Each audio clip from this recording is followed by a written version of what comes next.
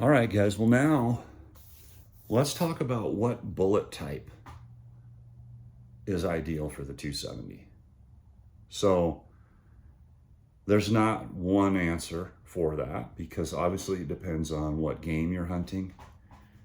It depends on what your velocities are that you've achieved at the muzzle.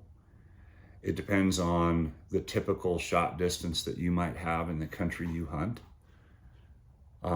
So for example, let's say you hunt in maybe whitetails in tighter quarters where shots could be 50, 75 yards, and maybe longer, but they could be that close. Well, if you shoot light bullets in the 270, say 130s at those ranges, then I would run a bonded bullet. I would run like a Nosler AccuBond of Barnes, which is not bonded but solid, because your impact velocities with those lighter bullets at those close ranges are going to be tough on a cup and core to hold together as they're designed and penetrate. So tight quarters, shorter shots, light bullets, bonded or solid copper.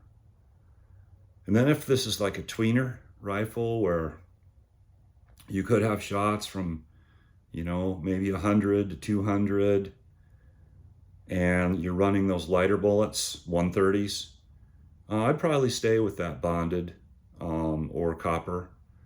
Impact velocities are still going to be high enough for those to work well, and no reason not to run those. If you're going to be using 140s or 150s, I think you're in a great spot for cup and core. Impact velocities. Look, I killed 2 bull elk with cup and core out of the 270, starting out in the 2900s with 140 grain Hornady, just basic Hornady interlocks. And impact velocities, they were between 200 and 300 yards. These bullets performed excellent. They penetrated all the way through. Devastating performance, cup and core. If you're going to run long distances, 300 plus, and you're going to be running these 140s, 150s, I'd go cup and core all day. I would be afraid of bonded or all copper bullets not expanding.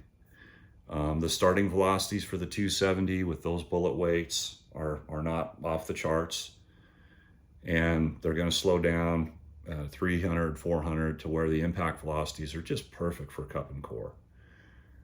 I worry about bonded bullets expanding well when the velocities drop below about 2,400, even 2,500, guys. I'm basing this on field experience, on taking dozens of game with all these different bullet types, all different impact velocities and everything.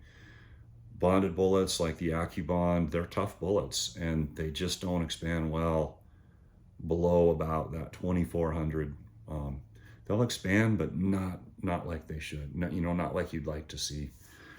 So the other thing you could do is just always run a Nosler partition, and then it doesn't matter what your impact velocity is or bullet weight or any of that. You're going to get identical performance across the whole spectrum of impact velocities. So, it's interesting. I don't know much about that AccuBond long range. I don't, so I'm not going to comment on it. I've never shot it. I've never used it on game, but traditional AccuBonds are very tough bullets. They would not do well beyond maybe about 200 yards in the 270, except maybe in the really light bullets. But if you're running 140s or 150s, cup and core all the way. All right, guys, take care.